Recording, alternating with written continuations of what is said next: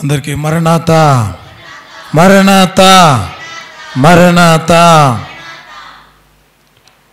దేవుని యొక్క వాక్యాన్ని చదువుకుందాం.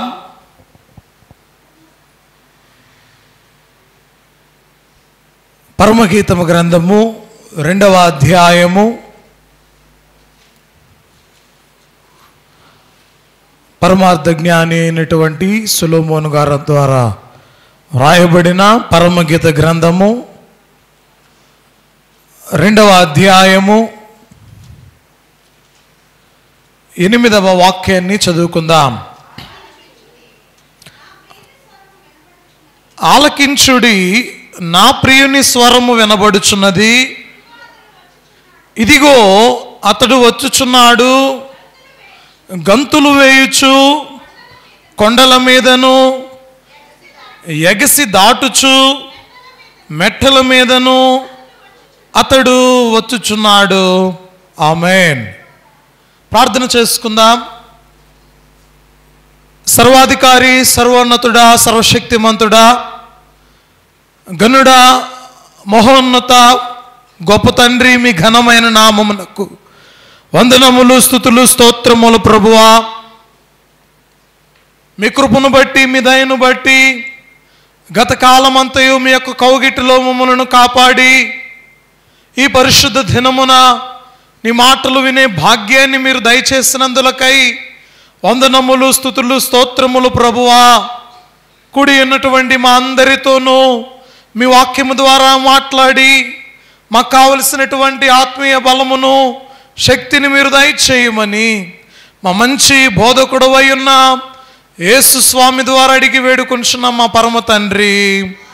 ఆమేన్. ప్రియమైన దేవుని బిడ్డలారా, దేవుని యొక్క వాక్య భాగాలలో మనం గమనించిన వారమైతే వాక్యములో వ్రాయబడినటువంటి మాట, ఇదిగో అతడు వచ్చుచున్నాడు, గంతులు వేయుచు. చూడండి, ప్రభు ఎలా వస్తూ ఉన్నాడు, ఆయన ఎలా వస్తూ ఉన్నాడు, ఆయన రాకకై ఎదురు చూస్తూ ఉన్నటువంటి మనందరము కూడా ప్రభు మేఘారూరుడే వస్తూ ఉన్నాడని, ప్రభు మధ్యాకాశానికి రానై ఉన్నాడని, ప్రభు ఇంకా కొంతకాలం తర్వాత రానై ఉన్నాడని రకరకాలుగా దేవుని యొక్క వాక్యాన్ని బట్టి మాట్లాడుకొనుచు ఉన్న వారమై ఉంటూ ఉన్నాం. అయితే వాక్యములో వ్రాయబడినటువంటి మాటను మనం చూస్తే చూడండి, ఆయన ఎలా వస్తున్నాడు అంటే ఇక్కడ వ్రాయబడినటువంటి మాట గంతులు వేయుచు. ఏమండి అంటే ఈ లోకానికి రావడానికి ఎవరైనా సరే సంతోషంగా ఉన్నప్పుడే గంతులు వేసేవారై ఉంటారు. గంతులు వేస్తూ ఉన్నారంటే కారణం ఏంటి? వారిలో ఉన్నటువంటి సంతోషాన్ని బట్టి వారు గంతులు వేసేవారై ఉంటారు. అలాగుననే ఈ వాక్యము ద్వారా మనం గ్రహించవలసినటువంటి మాట, ప్రభు ఈ లోకానికి రావడానికి ఎంత సంతోషంగా ఉంటే ఈ వాక్యం ఇలా వ్రాయబడి ఉంది అనగా, ఈ లోకానికి రావడానికి ఆయన ఎంతగా సంతోషించుచున్నాడో మొదటి రాకడలో ప్రభువారు ఏ విధముగా అయితే పరలోకము భూలోకము ఏకమైపోయిందో అలాగే రెండవ రాకడలో ఇప్పుడు కూడా ఆయన వ్రాస్తూ ఉన్నటువంటి మాట గంతులు అనగా సంతోషంగా వస్తూ ఉన్నాడు అని అర్థం. చూడండి ప్రియమైన దేవుని బిడ్డలారా, ఆలోచన చేద్దాం. వాక్య భాగములో చెప్పబడినటువంటి మాట, యేసుక్రీస్తు ప్రభువారు ఈ లోకానికి వచ్చినప్పుడు మొట్టమొదటిసారిగా ప్రభువారు ఈ లోకానికి వచ్చినప్పుడు పసిబాలుడుగా జన్మించినప్పుడు ఆయన పరలోకాన్ని భూలోకము, వాక్య భాగములో మనం ఒక పాట పాడుకుంటాం,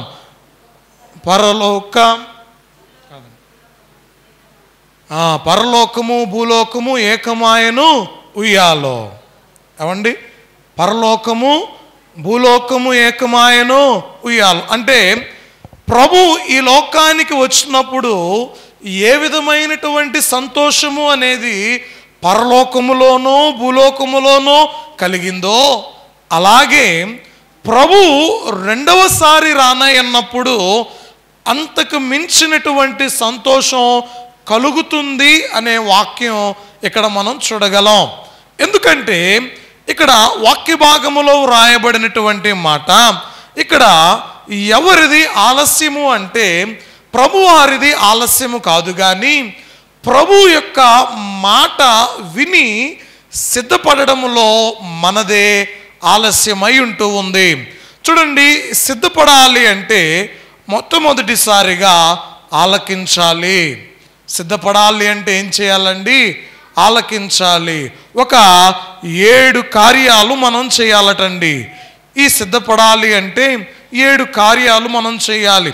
వాక్య భాగాలలో కొన్ని మాటలు నేను చదివిస్తాను. చూడండి, యోహాను సువార్త 10వ అధ్యాయము 27వ వచనం. నా గొర్రెలు నా స్వరము వినును, నేను వాటిని ఎరుగుదును, అవి నన్ను వెంబడించును. వాక్యంలో చెప్పబడిన మాట ఏమండి? సంతోషం ప్రభువుకి ఎప్పుడు కలుగుద్దట? ఎప్పుడైతే ప్రభువారి మాట మనము వింటామో అప్పుడే ప్రభువుకి సంతోషం. అర్థమవుతుందండి? దేవునికి సంతోషం ఎప్పుడు కలుగుతుందట? మనం ఎప్పుడైతే దేవుని మాటను వింటామో, దేవుని మాటను ఆలకించి సిద్ధపడతామో అప్పుడే ప్రభువుకి సంతోషం కలుగుతుంది. వాక్యములో రాయబడినటువంటి మాట, నా గొర్రెలు అంటే నా బిడ్డలైనటువంటి వారు నా స్వరాన్ని వింటారు. చూడండి, నా బిడ్డలు నా స్వరాన్ని వింటారు. నేను పిలిస్తే వారు పలుకుతారు. నేను మాట్లాడితే, నేను ఏదైనా చెబితే నా మాటకు వారు లోబడతారు అని దేవుని యొక్క వాక్యం నేటి దినాన మనతో మాట్లాడుతూ ఉంది. ప్రియమైన దేవుని బిడ్డలారా, మనం వాక్య భాగములో చెప్పబడుతున్నటువంటి మాట ఆలకించాలి, వినాలి, అప్పుడే మనం సిద్ధపడగలం. ఆలకించకుండా, వినకుండా ప్రభు యొక్క రాకడకు మనం సిద్ధపడలేం. అర్థమైందండి? అమ్మా, ఏం చేయాలట? మనం చెప్పాలి. ప్రభువుకి సంతోషం కలుగు చేయాలి అంటే ఒకటి, ఆయన మాటను ఆలకించాలి, ఆయన మాటను వినాలి, ఆయన రాకడకు సిద్ధపడాలి. అప్పుడే మనల్ని చూసినటువంటి ప్రభు సంతోషించేవారై ఉంటున్నారు. వాక్య భాగాలలో ఇంకొంచెం మనం ముందుకు వెళ్తే, ఇంతకు ముందు మీరు చదివినటువంటి వాక్య భాగములో మొదటిగా గమనిద్దామండి. ఒకసారి 81వ కీర్తన 8వ వాక్యం, నా ప్రజలారా ఆలకించుడి. చాలండి అమ్మా. ఎవరిని ఆలకించమంటున్నాడు? అమ్మా చెప్పాలి, మీరందరూ మాట్లాడాలి. ఎవరిని ఆలకించమంటున్నాడు? ఎవరైతే నావారో. ఏమండి? ఎవరైతే నావారో వారితో ఆయన మాట్లాడుతున్నటువంటి మాట, నా ప్రజలారా ఆలకించుడి. అయ్యా, మీరు చెప్పారు, బానే ఉంది, నీవు చెప్పిన మాట నేను వింటాను, నీవు చెప్పినట్లు నేను చేస్తాను, నీవు చెప్పినటువంటి మాటను నేను ఆలకిస్తాను. అయితే నాకేంటయ్యా? ఏమండి? అయ్యా, మాట ఆలకించమన్నావు, మంచిదే, నీ మాట నేను ఆలకిస్తాను ప్రభువా, నీ మాటను నేను వింటానయ్యా, నీ మాటను నేను చెవి ఎగ్గుతాను ప్రభువా, నీవు చెప్పిన విధంగా నేను చేస్తాను. అయితే నాకేంటి అంటే ఇక్కడ వ్రాయబడినటువంటి మాటే చెబుతూ ఉంది. ఒకసారి చదవండి అమ్మా అదే మాట. ఆలకించుడి, నేను మీకు 81:8, నా ప్రజలారా ఆలకించుడి, నేను అయ్యో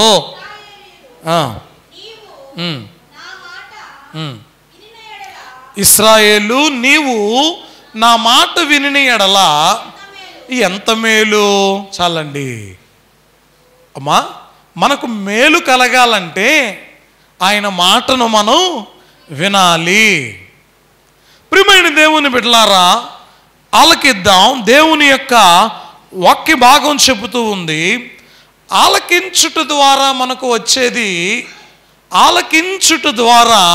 మనకు వచ్చేది మేలే గాని కీడు కాదు. చూడండి, దైవజనుడైన దేవదాసయ్య గారు కీర్తనలో అంటాడండి, పుణ్యకథలు ఆలకించండి దేశీయులారా, పుణ్యకథలు ఆలకించండి. పుణ్యకథలు విన్న ఎడల పోవును మీ పాపరాశి, నాణ్యమైన దేవవాక్కు నరులను రక్షించు వాక్కు. పుణ్యకథలు ఆలకించండి దేశీయులారా, పుణ్యకథలు ఆలకించండి. అమ్మా, పుణ్యకథలను ఆలకిస్తే ఏమైపోద్దట? అందుకే మీరందరూ కూడా పాడాలి. పుణ్యకథలు విన్న ఎడల పోవును మీ పాపరాశి, నాణ్యమైన దేవవాక్కు నరులను రక్షించు వాక్కు.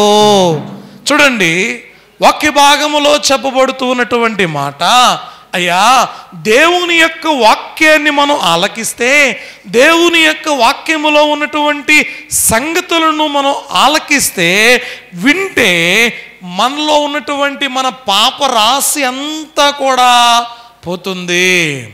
చూడండి, మన పాపరాశి పోవడమే కాదు, ఇది ఈ నాణ్యమైన ఈ దేవవాక్యే నరులను రక్షించే వాక్కు. ఈ వాక్యమే మనలను రక్షిస్తుంది, ఈ వాక్యమే మనలను శుద్ధి చేస్తుంది, ఈ వాక్యమే మనలను బ్రతికిస్తూ ఉంది. అయితే ఈ వాక్యమే మనలను పరమునకు సిద్ధము చేసేది. ఈ వాక్యాన్ని మనం ఆలకించకుండా ఉంటే మనకు మేలు కలుగుద్దా? చెప్పండి, కలుగుతుందా కలగదా? చూడండి, వాక్య భాగములో చెబుతూ ఉన్నటువంటి మాట, అయ్యా మీకు మేలు కలగాలి అంటే దేవుని యొక్క వాక్యాన్ని ఆలకించండి. వాక్య భాగాలలో మరి ఒక మాట కూడా ఉందండి. యెషయా గ్రంథము 1వ అధ్యాయం చూడండి. యెషయా గ్రంథములో 1వ అధ్యాయం మనం గమనించిన వారమైతే 19వ వాక్యములో, మీరు సమ్మతించి నా మాట విని ఎడల మీరు భూమి యొక్క మంచి పదార్థములను అనుభవింతురు. అవండి, వాక్య భాగములో చెప్పబడుతూ ఉన్నటువంటి మాట, అయ్యా మీరు నా మాట విని ఎడల, నా మాట మీరు విని ఎడల మీరు మంచి పదార్థములను మీరు అనుభవిస్తారు. ఈ భూమి యొక్క మంచి పదార్థములను మీరు అనుభవించేవారై ఉండాలి అంటే మీరు చేయవలసినటువంటి ఒకే ఒక్క పని, మీరు సమ్మతించి నా మాట వినిన ఎడల, నా మాట మీరు వినిన ఎడల మంచి పదార్థములను మీరు అనుభవించేవారై ఉంటున్నారు. వాక్య భాగములో ఇంకొక మాట కూడా వ్రాయబడింది. చూడండి ప్రియ దేవుని బిడ్డలారా, సామెతల గ్రంథములో 1వ అధ్యాయం, సామెతల గ్రంథము 1వ అధ్యాయము 23వ వాక్యాన్ని మనం చూస్తే, ఆలకించుడి. నా గద్దింపు విని తిరుగుడి. వినండి, అందరూ వినాలి. నా గద్దింపును విని తిరుగుడి, ఆలకించుడి. నా ఆత్మను మీ మీద కుమ్మరించదను, నా ఉపదేశమును మీకు తెలిపెదను. చాలండి. ఈ వాక్యాన్ని మనం కొంచెం జాగ్రత్తగా ఆలోచన చేయగలిగితే, అరే దేవుడు నాతో ఈ విధముగా మాట్లాడుతూ ఉన్నాడా, ఆయన తెలియచేస్తూ ఉన్నటువంటి మాట, ఆయన పరము నుండి గంతులు వేస్తూ నా దగ్గరికి వస్తూ ఉన్నాడు. ఎందుకు వస్తూ ఉన్నాడు అంటే, నేను సిద్ధపడి ఉన్నానని, నేను రక్షించబడి ఉన్నానని, నేను నా పాప జీవితాన్ని విడిచిపెట్టి పరలోకానికి సిద్ధపడుతూ ఉన్నానని, పరమును విడిచి భూమికి ఎత్తించినటువంటి ప్రభువారు నా దగ్గరికి వస్తూ ఉంటే, నేను సిద్ధపడకుండా, ఆయన మాట వినకుండా, ఆయన మాటను లెక్క చేయకుండా ఈ లోకంలో జీవించే వాడనగా, బ్రతికే వాడనగా ఉన్నానా అనేది ఆలోచన చేయగలగాలి. వాక్య భాగం చెబుతూ ఉన్నటువంటి మాట చాలా జాగ్రత్తగా ఆలకిద్దాం. అయ్యా, నా మాట మీరు ఆలకించిన ఎడల మీకు మేలు కలుగుతుంది అన్నాడు. నా మాట మీరు వినిన ఎడల అమ్మా మీకు మంచి పదార్థములను మీరు భుజిస్తారు అంటున్నాడు. ఏమండి, ఇక్కడేమో నా మాట మీరు వింటే, నా గద్దింపునకు మీరు లోబడితే నా ఆత్మను మీ మీద కుమ్మరిస్తాను. చూడండి, దేవుని మాటలో ఎంత శక్తి ఉన్నది, ఎంత శక్తి. ఒక కీర్తన భక్తులైనటువంటి వారు రాశారు, నీ మాట జీవము గలదయ్యా యేసయ్యా, నీ మాట సత్యము గలదయ్యా, నీ మాట జీవం లేనిదయ్యా యేసయ్యా, నీ మాట మరచిపోనిదయ్యా.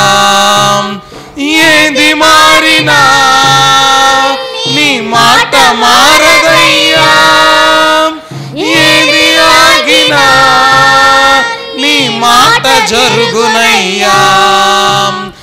ఏది మారినా నీ మాట మారదయ్యా, ఏది ఆగినా నీ మాట జరుగునయ్యా. నీ మాట జీవము గలదయ్యా యేసయ్యా, నీ మాట సత్యము గలదయ్యా. హల్లెలూయా. ప్రియమైన దేవుని బిడ్డలారా, దేవుని యొక్క మాట ఎలాంటిది అంటే, అది సత్యమైనది, అది మనకు నిత్య జీవాన్ని ఇచ్చేది, అది మనకు మేలు కలుగు చేసేది. ఈ మాటను మనం ఆలకిస్తే దేవుడు అంటున్నాడు, నా ఆత్మను మీ మీద కుమ్మరిస్తాను అంటున్నాడు. 3 విషయాలు జ్ఞాపకం పెట్టుకోండి. దేవుని మాట ఆలకించుట ద్వారా నాకు కలిగేది ఏంటి అంటే, ఆయన అంటున్నాడు, అయ్యా నేను మేలు పొందుకోవాలి అంటే ఆయన మాట వింటే చాలు. నేను మంచి పదార్థములు నేను భుజించాలి, అనుభవించాలి అంటే ఆయన మాట వింటే చాలు. నేను పరిశుద్ధాత్మను పొందుకోవాలి అంటే ఆయన మాట వింటే చాలు. ప్రియమైన దేవుని బిడ్డలారా, వాక్య భాగాలలో రాయబడినటువంటి మాటల్లో చూడండి, లూకా సువార్తలో ఒక మాట ఉందండి. లూకా సువార్త 21వ అధ్యాయము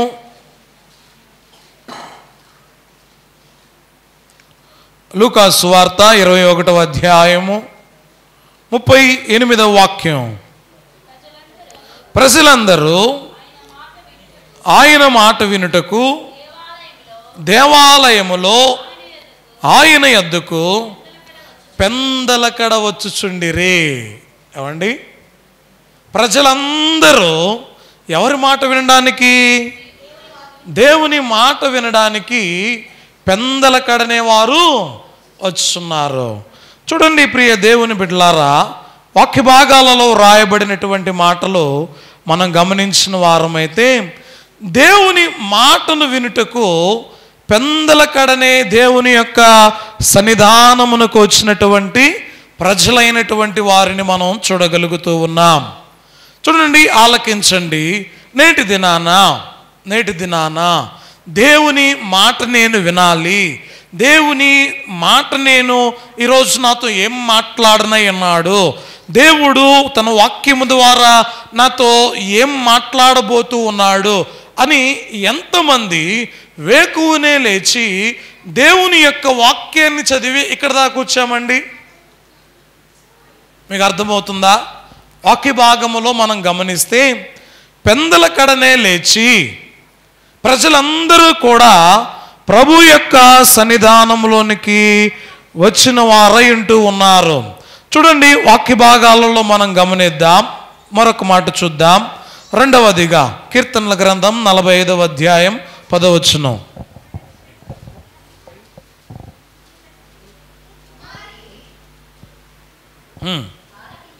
ఆలకించుము,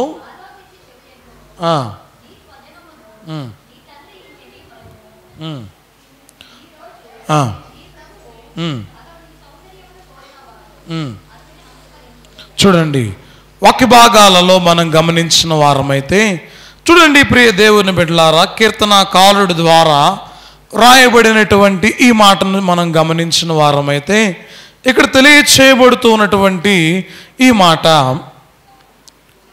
కుమారి ఆలకించుము, ఆలోచించి చెవియొగ్గుము. ఏమండి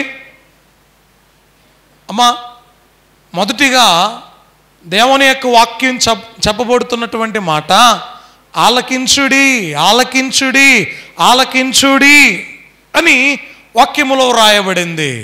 రెండవదిగా దేవుడు అంటున్నాడు, కుమారి కుమారి ఆలకించుము. చూడండి అమ్మా, ఆలకించు, తర్వాత ఏం చెయ్యి? ఆలోచించు, ఆలోచించు. చూడండి, ఆలోచించిన మాటలను గురించి, ఆలకించినటువంటి మాటలను గురించి ఆలోచించాలి అని వాక్యం తెలియచేస్తూ ఉంది. ప్రియమైన దేవుని బిడ్డలారా, ఎప్పుడైనా ఆలోచన చేశారా? అసలు దేవుడు ఎందుకు రెండవ మారు రానై ఉన్నాడండి? ఏమండి, వేటిని గురించి మనం ఆలోచిస్తాం ఎక్కువగా? ఏమండి, వేటిని గురించి మీరు ఎక్కువగా ఆలోచిస్తారండి? ఇప్పుడు మీ బంధువులు ఎవరైనా ఫోన్ చేసి నేను మధ్యాహ్నం వస్తున్నానని చెప్పి ఫోన్ కట్ చేశారనుకోండి, అమ్మా మీ బంధువులు మీకు ఫోన్ చేశారు, ఫోన్ చేసి నేను ఇంకొక మధ్యాహ్నం నేను ఇంటికి వస్తున్నాను అని ఫోన్ వెంటనే కట్ చేశారనుకోండి, అసలు ఎందుకు వస్తున్నాడు అమ్మా ఆలోచిస్తారా? ఆలోచించరా? ఏం చెప్పకుండా ఎందుకు వస్తున్నాడు? మరలా నేను ఫోన్ చేస్తుంటే ఫోన్ ఎందుకు ఎత్తట్లేదు? అమ్మా, మీరు ఆలోచించేటువంటి ఆలోచనలు ఎన్నెన్నో. చూడండి, ఇక్కడ వ్రాయబడినటువంటి మాట కూడా, అయ్యా మీరు దేవుని మాట ఆలకిస్తున్నారు కదా, మీరు ఆలకించినటువంటి మాటలను ఆలోచించండి అంటున్నాడండి దేవుడు. ఇప్పుడు వాక్యము చెప్పబడుతూ ఉన్నటువంటి మాట, ప్రభు రానయ్యున్నాడు అని వాక్యం చెబుతుంది, ప్రభు త్వరగా వస్తున్నాడని చెబుతుంది, ప్రభు మేఘారూరుడై రానయ్యున్నాడని చెబుతూ ఉంది. అయితే ఎప్పుడైనా ఆలోచించామా? ఏమండి, ఎప్పుడైనా ఆలోచించామా? ఈ వాక్యములో చెప్పబడుతున్నటువంటి మాట అదే. చూడండి, ఆలకించినటువంటి మాటలను గురించి ఆలోచించేవారుగా మనం ఉండాలి అని దేవుని యొక్క వాక్యం తెలియచేస్తూ ఉంది. ప్రియమైన దేవుని బిడ్డలారా, ఒకసారి చదివినటువంటి వాక్య భాగంలోనే మనం గమనిస్తే, యోహాను సువార్త 14వ అధ్యాయము యోహాను సువార్త 14వ అధ్యాయము 2వ వాక్యం. నా తండ్రి ఇంట అనేక నివాసములు కలవు, లేని ఎడల నేను మీతో చెప్పుదును. అమ్మా, నేను ఎందుకు వెళ్ళుచూ ఉన్నాను అంటే యేసయ్య అంటున్నాడు, నేను మీకు స్థలము సిద్ధపరచ వెళ్ళుచున్నాను. అంటే అక్కడ స్థలం ఉంది, కానీ అది సిద్ధంగా లేదు మన కొరకు. ఏమండి, అక్కడేమో స్థలం ఉంది, కానీ మన కొరకు అది సిద్ధంగా లేదు. ఎందుకంటే పాపములో ఉన్నామని, పాపములో బ్రతుకుచున్నామని, పాపములో జీవిస్తూ ఉన్నామని, పాపములో అనేక రకములైనటువంటి విధముగా మన బ్రతుకు సాగుతూ ఉన్నప్పుడు దేవుని యొక్క వాక్యం ఉంటుంది, ఈ జీవితములో నుండి మనం విడిపించబడితే పరమునకు మనం సిద్ధపరచబడతాం.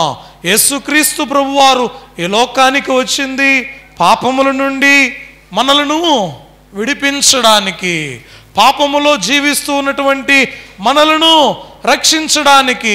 ప్రియమైన దేవుని బిడ్డలారా, వాక్య భాగములో మనం గమనించిన వారమైతే వాక్యం చెబుతూ ఉన్నటువంటి మాట ఆలోచించాలి. అమ్మా, ఏం చేయాలండి? మీరు ఆలోచించాలి. ఏంటి, దేని కొరకు ఆలోచించాలి? వాక్యాన్ని గురించి ఆలోచించాలి. దేవుని వాక్యం ఏం మాట్లాడుతుందని ఆలోచించాలి. ప్రభు ఏ వాక్యం ద్వారా నాతో మాట్లాడాడని ఆలోచించాలి. ఆలోచిస్తే దేవుడే మనకు వాక్యము ద్వారా జవాబు అనేది తెలియచేస్తాడు. ఇంకా మూడవదిగా మనం గమనించిన వారమైతే చూడండి, మూడవదిగా మనం గమనించిన వారమైతే ఆలకించినటువంటి మనం, ఆలోచించినటువంటి మనం ఆనందించే వారముగా ఉండాలి. ఎలాగ ఉండాలటండి? చూడండి, ప్రియమైన దేవుని బిడ్డలారా, మీరు బాగా ఆలోచించారనుకోండి. ఉదాహరణగా ఒక మాట చెప్తాను. టీవీ సీరియల్స్ దగ్గర కూర్చున్నారు, బాగా ఆలకిస్తారు. ఆలకిస్తారా, ఆలకించరా? చెప్పండి, ఆలకిస్తారా, ఆలకించరా? ఆలకించి ఆలోచిస్తారు, నెక్స్ట్ ఏం జరగబోతుంది, ఇట్లా జరిగితే బాగున్నేమో. ఒకవేళ మీరు అనుకున్నట్టు ఆ సీరియల్లో జరిగిందే అనుకుందాం, మీకేం కలుగుద్ది అమ్మా? ఏం కలుగుద్ది? సంతోషం కలుగుద్దా? అలాగే దేవుని యొక్క వాక్య భాగములో ఆలోచించి అర్థమైతేనే మనకు ఆనందం అనేది కలుగుతుంది. దేవుని యొక్క వాక్యం మనం చదువుతూ పోతూ ఉంటే ఎప్పటికీ అర్థం కాదండి. ఎప్పటికీ కూడా వాక్యం అర్థం కాదు. వాక్యాన్ని మనం ఎప్పుడైతే ఆలోచన చేస్తామో, ఆ ఆలోచన చేసిన తర్వాత వాక్యం మనకు అర్థమవుతుంది. ప్రియమైన దేవుని బిడ్డలారా, దేవుని యొక్క వాక్య భాగాలలో మనం గమనించిన వారమైతే విన్న వాక్యం అర్థమైతేనే ఆనందం, విన్న వాక్యం అర్థమైతేనే మనకు ఆనందం. చూడండి, ఫిలిప్పీలకు రాసినటువంటి పత్రిక 4వ అధ్యాయము 4వ వచనం, ఎల్లప్పుడూ ప్రభువునందు ఆనందించుడి. ఎప్పుడు ఆనందించాలి? చెప్పండి అమ్మా, అందరూ చెప్పాలి. ఎప్పుడు ఆనందించాలి? ఎల్లప్పుడూ. ఎవరినందు ఆనందించాలి? ఇంతకుముందు నేను చెప్పాను మీకు ఒక మాట, టీవీ సీరియల్స్ అందు ఆనందం కాదండి, సినిమాలందు ఆనందం కాదు. ఎవరి యందు ఆనందం కావాలట? దేవుని యందు ఎల్లప్పుడూ మనం ఆనందించాలి.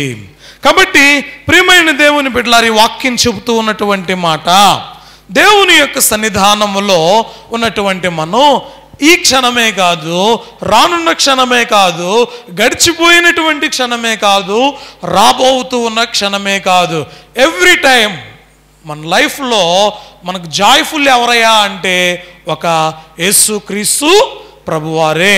కాబట్టి ప్రియమైన దేవుని బిడ్డలారా, వాక్యములో చెప్పబడుతూ ఉన్నటువంటి మాట, నేను ఎల్లప్పుడూ ప్రభువునందు ఆనందిస్తాను. చెప్పండి, ఎవరి యందు ఆనందిస్తారండి? ప్రభువునందు ఆనందిస్తాను. హల్లెలూయా. మరొక మాట చూద్దాం. హబక్కూకు గ్రంథములో 3వ అధ్యాయము 17వ మాట.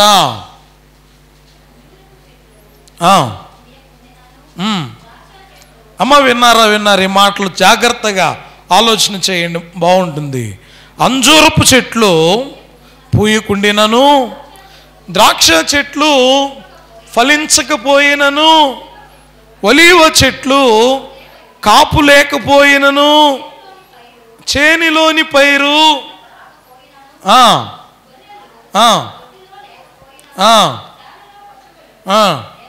చాలండి అమ్మ. వాక్య భాగంలో చెప్పబడిన మాట ఎప్పుడెప్పుడటండి, అంజూరపు చెట్లు, అంజూరపు కాలం వచ్చిందనుకోండి, అంజూరపు కాలములో అంజూరపు పండ్లు కనబడతాయి. కాలం వచ్చింది కానీ పండ్లు కాయలా. ఆ తరువాత ద్రాక్ష చెట్ల కాలం వచ్చింది అమ్మ, ద్రాక్ష చెట్ల కాలం వచ్చింది. ఆ తప్పుడు కూడా పంటంతా చూసాం, తోటంతా చూసాం, కానీ ఎక్కడా కూడా కాయలు కాయలా.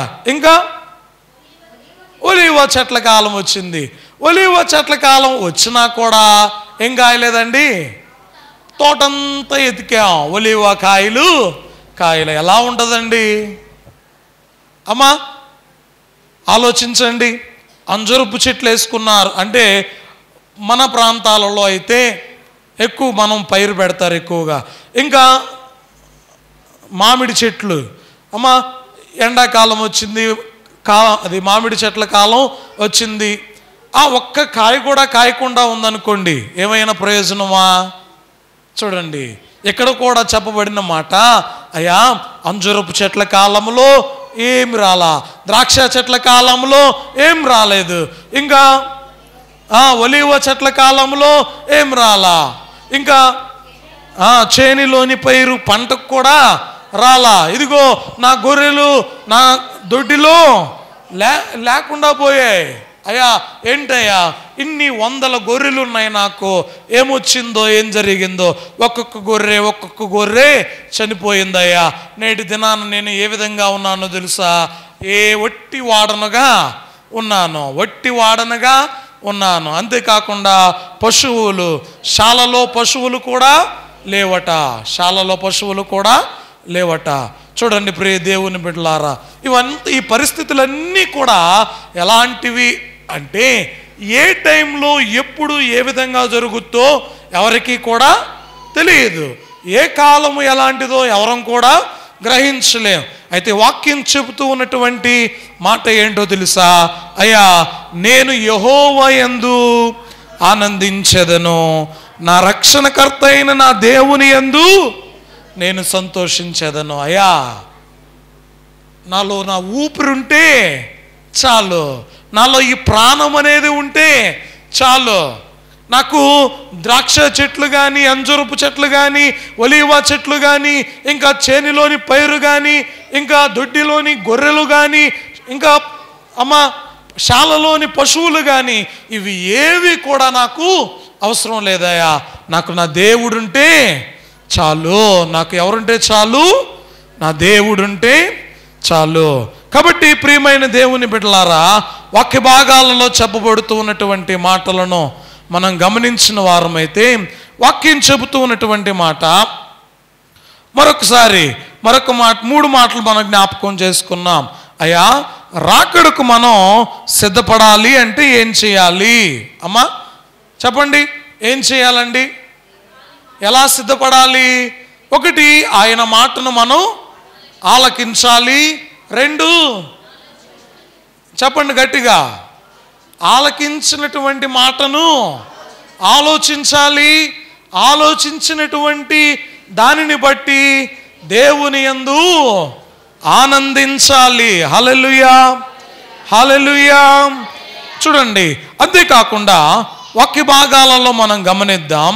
4వదిగా చూస్తే పరమగీత గ్రంథములోని 2వ అధ్యాయము 14వ వచనం.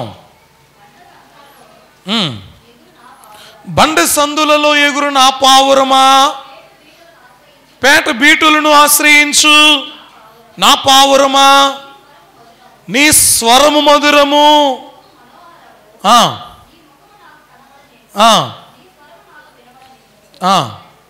చూడండి, వాక్య భాగములో వ్రాయబడినటువంటి మాట,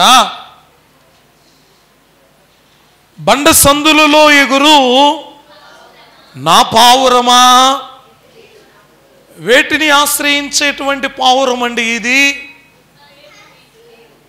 అమ్మా? వేటిని ఆశ్రయించేటువంటి పావురమట?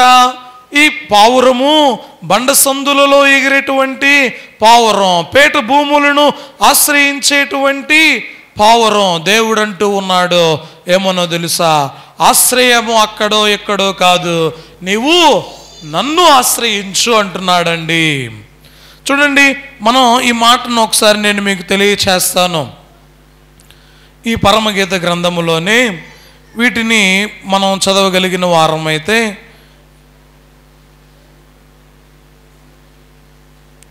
ఇక్కడ వ్రాయబడినటువంటి మాట, నువ్వు కొండరాళ్ళ నడుమ దాక్కునే పావురంలాగా ఉన్నావు, కొండ చర్యలను ఆశ్రయించుకుని ఉన్న పావురానివి, నీ ముఖం చూడనియ్యి, నీ స్వరం నాకు వినబడనివ్వు, నీ ముఖం అందంగా ఉంది, నీ కంఠం మధురమైనది అనేటువంటి మాటను ఇక్కడ కూడా మనం చూడగలం. ఎందుకు అంటే ఈ పావురమట అమ్మా, ఈ పావురమట ఎక్కడ కొండలున్నాయా, ఎక్కడ దాక్కోవడానికి సందుందా, ఎక్కడికి వెళ్ళి దాక్కుందామా అని దాక్కుంటుందే కానీ ఎక్కడా కూడా ఈ పావురం తన యొక్క ముఖమును కనబడనివ్వడం లేదు. అమ్మా, అర్థమవుతుందా మీకు ఈ మాటలు? ఈ పావురము ఎలాంటి పావురము అంటే, ఎలాంటి పావురము అంటే ఎత్తైన కొండ మీదే ఉంది అమ్మా. ఎత్తైన కొండల మీదనే ఉన్నాయి ఈ పావురాళ్ళు. అయితే ఈ పావురాళ్ళు కొన్ని సందులలో దాక్కుంటున్నాయి. అయితే చూస్తూ ఉన్నటువంటి వారికి ఎక్కడా కూడా అవి కనిపించట్లేదు, కానీ వాటి స్వరం మాత్రం వినబడుతుంది.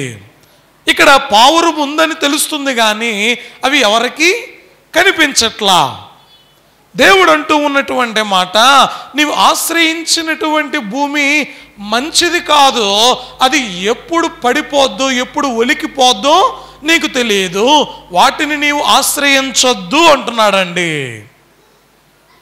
చూడండి, వాక్య భాగాలలో మనం గమనించిన వారమైతే 91వ కీర్తనలో 9వ వచనములో మనకు తెలిసినటువంటి మాట, 91వ కీర్తన, నీవే నాకు ఆశ్రయము అని. వెనక్కి మైక్ ఇవ్వండి, ఒకసారి ఒకరు చదవండి.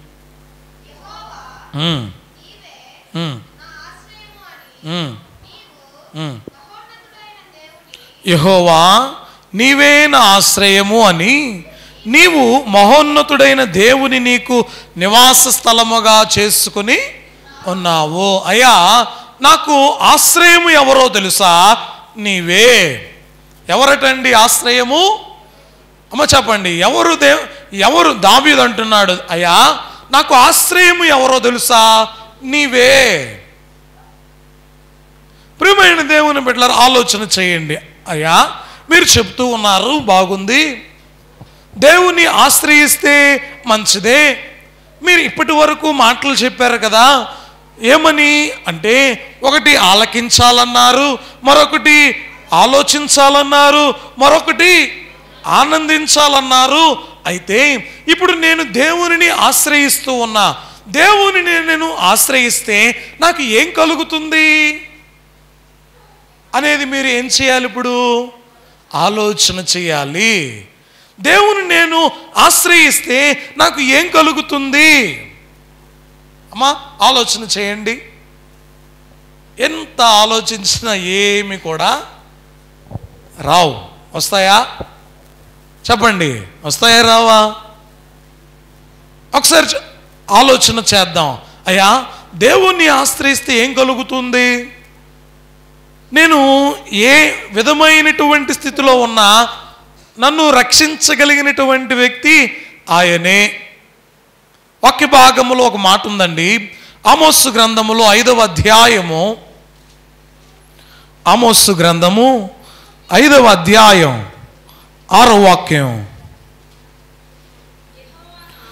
యెహోవాను ఆశ్రయించుడి. చాలండి అమ్మా, మనం బ్రతకాలి అంటే ఎవరిని ఆశ్రయించాలి?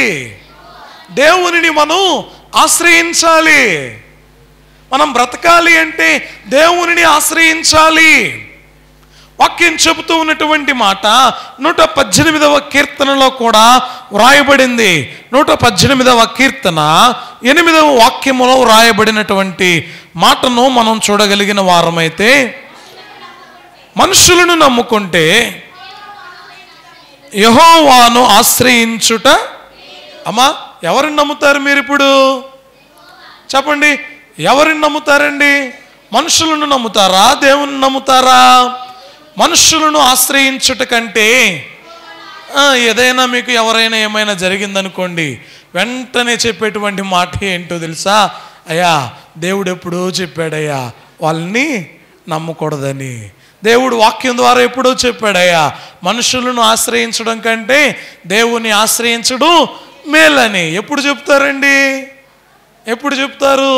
మనకు ఏదైనా ఇబ్బంది కలిగినప్పుడు, ఏదైనా మనం లాస్ అయినప్పుడు, ఏదైనా మనకు మోసం జరిగినప్పుడు, ఈ విధంగా అరే నిజమేరా, మనుషులను నమ్మడం మంచిది కాదనిపిస్తుంది. కానీ దేవుని యొక్క వాక్యం చెబుతూ ఉంది, అయ్యా మీరు ఎవరిని ఆశ్రయించాలి?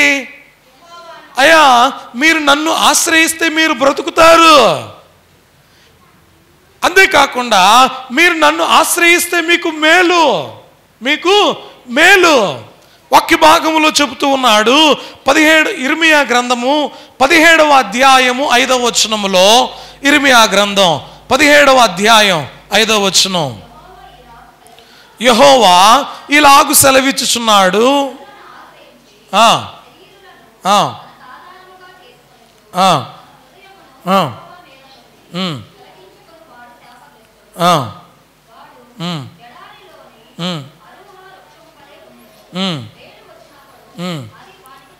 చాలండి. యెహోవా ఇలాగు సెలవిచ్చుచున్నాడు, నరులను ఆశ్రయించి శరీరులను తనకు ఆధారముగా చేసుకొనుచు తన హృదయమును యెహోవా మీద నుండి తొలగించుకున్నవాడు శాపగ్రస్తుడు.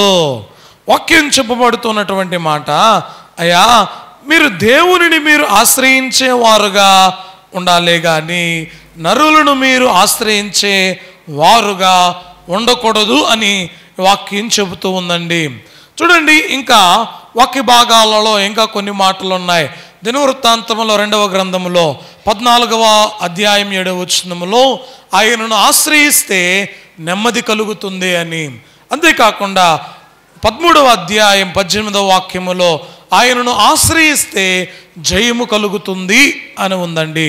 వాక్యములో చెప్పబడుతున్నటువంటి మాటల్లో, అయ్యా దేవునిని మనం ఆశ్రయిస్తే మనం బ్రతుకుతాం, మనకు మేలు కలుగుతుంది, మనకు సహాయం కలుగుతుంది, అంతే మనకు నెమ్మది కలుగుతుంది, మనకు జయం అనేది కలుగుతుంది. కాబట్టి ప్రియమైన దేవుని బిడ్డలారా ఆలోచన చేయండి. దేవుని యొక్క వాక్యం చెప్పబడుతున్నటువంటి మాట, నరులను ఆశ్రయిస్తే శాపం కలుగుతుందే కానీ మేలు చెప్పండి ఏం కలగదండి. వాక్యంలో చదవబడినటువంటి వాక్యం అదే కదండి. నరులను ఆశ్రయించి శాపగ్రస్తులు కాకండి అంటున్నాడు దేవుడు. కాబట్టి వాక్యములో చెప్పబడినటువంటి ఈ మాటలో మన దేవుని యొక్క వాక్యాన్ని మనందరం గ్రహించే వారముగా ఉండాలి. మరొక మాట కూడా చెబుతాను. ఇప్పటికీ 4 విషయాలు నేర్చుకుందాం. ఒకటేమో చెప్పండి, ఒకటేమో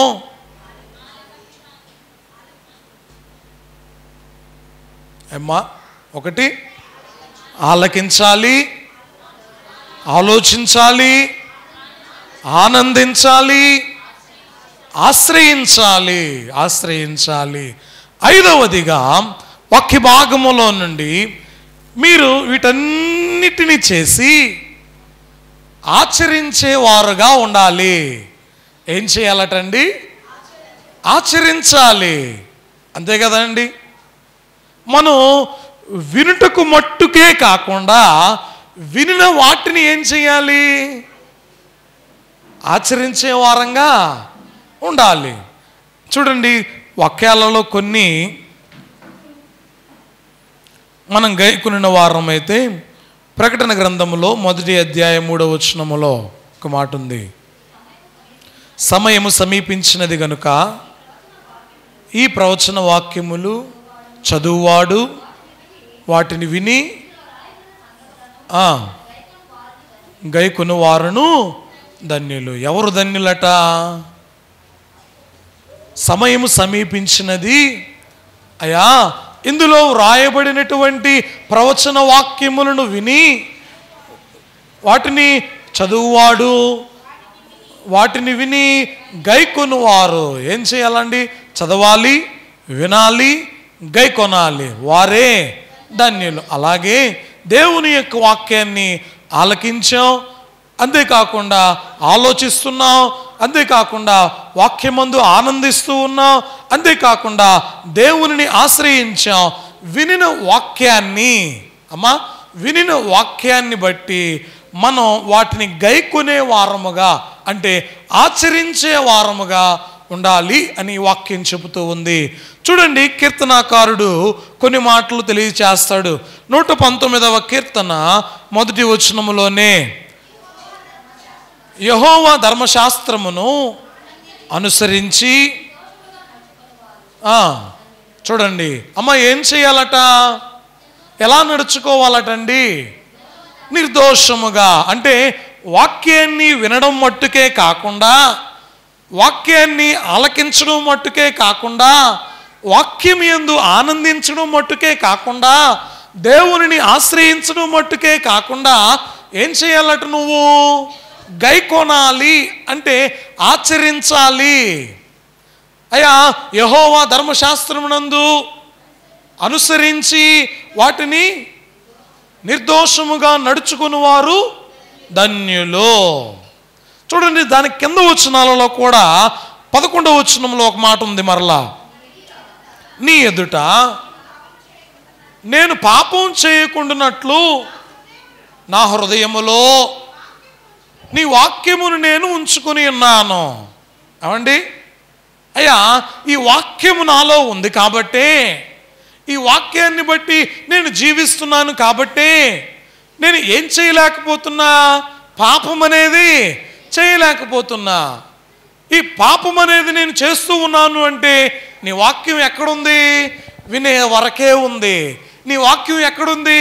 చర్చిలో వరకే ఉంది. నీ వాక్యం ఎక్కడుంది? నా సెల్ ఫోన్లో మాత్రమే ఉంది. నీ వాక్యం ఎక్కడ లేదో తెలుసా?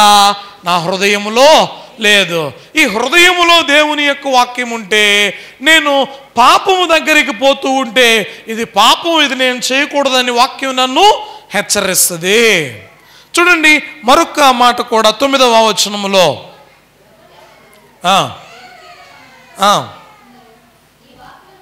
నీ వాక్యమును బట్టి దానిని జాగ్రత్తగా, అయ్యా నీ వాక్యాన్ని బట్టి దానిని జాగ్రత్తగా చూచుకున్నట్టు చేతనే కదా.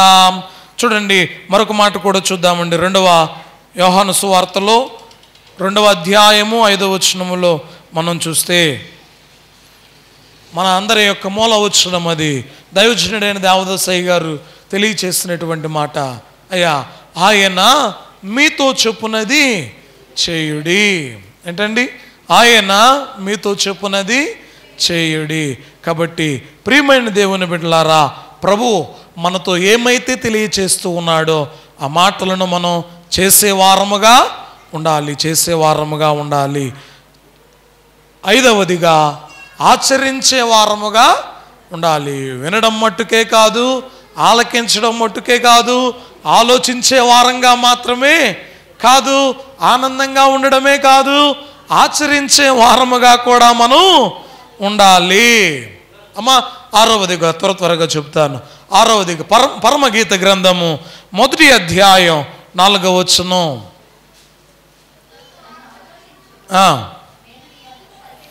నేను నీ వద్దకు పరిగెత్తి వచ్చేదను. రాజు నన్ను ఆకర్షించుము, మేము నీ వద్దకు పరిగెత్తి వచ్చేదము. రాజు తన అంతఃపురములోనికి నన్ను చేర్చుకొనేను. నిన్ను బట్టి మేము సంతోషించి ఉత్సహించదము. ద్రాక్షారసము కన్నా నీ ప్రేమను ఎక్కువగా స్మరించదము. యథార్థమైన మనస్సుతో వారు నిన్ను ప్రేమించున్నారు. ఆకర్షించుట, ఆకర్షించుట. దేవుని యొక్క వాక్య భాగాలలో మనం గమనించిన వారమైతే వాక్యం చెబుతూ ఉంది. వాక్యములో ఆచరించడం మట్టుకే కాదు కానీ ఏం చేయాలట? ఆకర్షించబడే వారముగా ఉండాలి.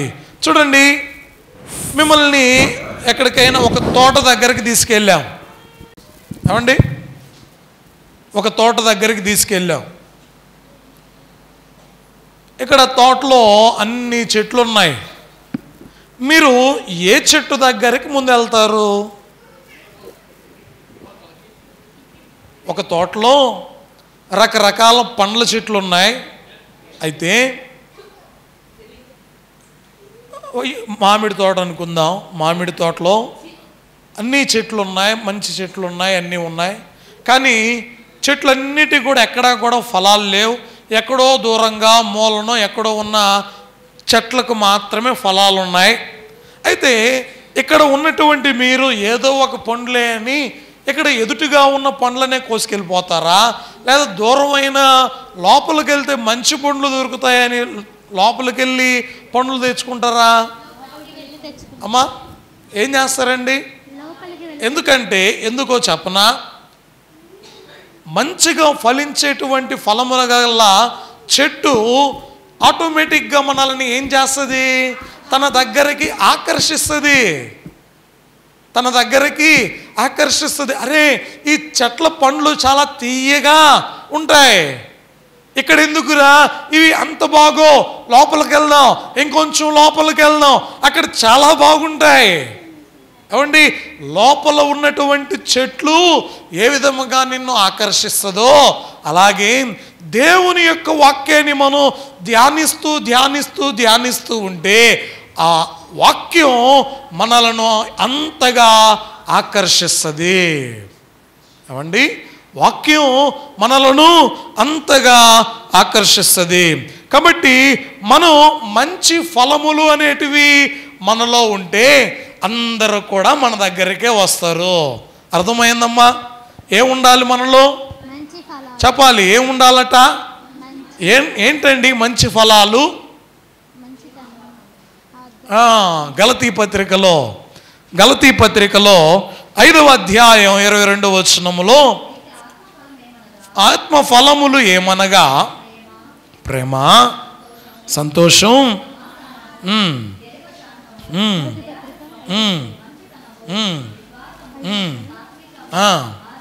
చూడండి, ఈ ఫలాలన్నీ మనలో ఉంటే ఈ ఫలాలు మనలో ఉంటే మనం కూడా ఆకర్షించబడే వారముగా ఉంటాం. మనలో ప్రేమ ఉందా? మనలో దీర్ఘశాంతం ఉందా? చెప్పండి, ఉన్నాయా లేవా? వాక్య భాగం తెలియచేస్తున్నటువంటి మాట. కాబట్టి ప్రియమైన దేవుని బిడ్డలారా, వాక్యం చెబుతూ ఉంది 6వదిగా ఆకర్షించుట. చివరిగా 7వదిగా చూస్తే ఆసీనుల మగుట. ఏంటండి? ఆసీనుల మగుట. ఈ కార్యాలన్నీ చేస్తూ ఉన్నది ఎందుకో తెలుసా? ఎక్కడ ఆసీనులం అవ్వాలని చేస్తూ ఉన్నాం? దేవుని యొక్క కుడి పార్శ్వమందు మనం కూర్చోవాలి, ఆసీనులం అవ్వాలి అని చేస్తూ ఉన్నాం. ప్రకటన గ్రంథములో 3వ అధ్యాయము 21వ వాక్యం. ప్రకటన గ్రంథం, నేను జయించి నా తండ్రితో కూడా ఆయన సింహాసనమందు కూర్చుండి ఉండు ప్రకారము నాతో కూడా నా సింహాసనమునందు. విన్నారా ఈ మాట?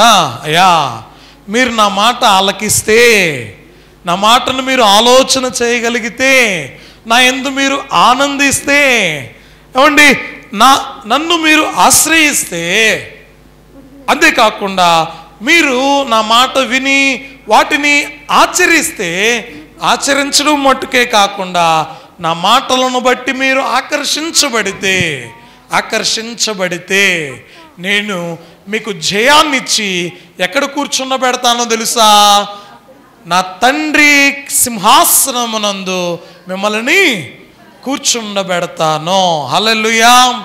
చూడండి, ప్రభు యొక్క కుడి పార్శ్వమందు ఆసీనుల మగుటకి మనం దేవుని యొక్క మాటలను వింటూ ఉన్నాం. వాక్యం చెప్పబడుతూ ఉన్నటువంటి మాట, వాక్యం పై ఈ 7 కార్యాలు చేసిన వారు, అమ్మా, ఈ 7 కార్యాలు చేసిన వారు పరమునకు కొనిపోబడే వారై ఉంటారు. అట్టి ధన్యత దేవదేవుడు మనకు అనుగ్రహించును గాక.